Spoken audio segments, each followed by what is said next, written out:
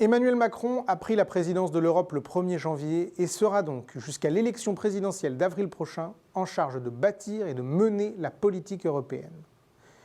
Il s'exprimera le 19 janvier prochain devant le Parlement européen pour dévoiler précisément son plan d'action. Quelles seront ses grandes priorités ?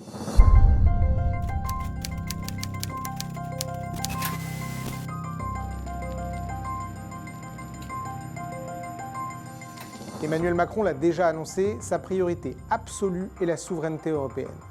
Il s'est d'ailleurs d'ores et déjà exprimé sur sa volonté de réformer l'espace Schengen et de mieux contrôler les frontières internes et externes de l'Union européenne. La France souhaite créer un dispositif de soutien d'urgence aux frontières en cas de crise et faire avancer le paquet migratoire européen pour une meilleure gestion de l'immigration.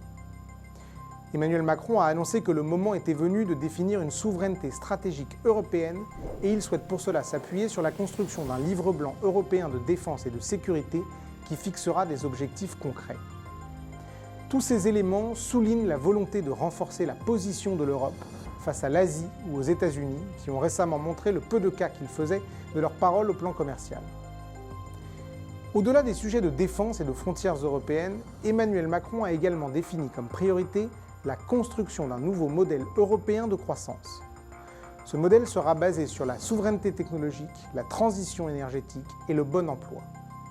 Le président français veut entériner l'accord sur la régulation des géants du numérique, faire adopter au plus vite le mécanisme d'ajustement carbone aux frontières, taxant les produits importés dans l'UE qui ne respectent pas les exigences climatiques européennes, et enfin finaliser la mise en place d'un salaire minimal européen pour une Europe plus sociale et pour limiter la compétition déloyale.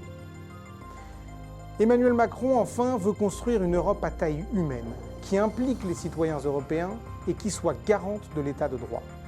Une conférence sur l'avenir de l'Europe est d'ailleurs déjà prévue à cet effet. La présidence de l'Europe voulue par Emmanuel Macron pourrait se résumer en 3 mots-clés. Relance, puissance et appartenance. Selon vous, Emmanuel Macron parviendra-t-il à mettre en œuvre son ambitieuse transformation de l'Europe ?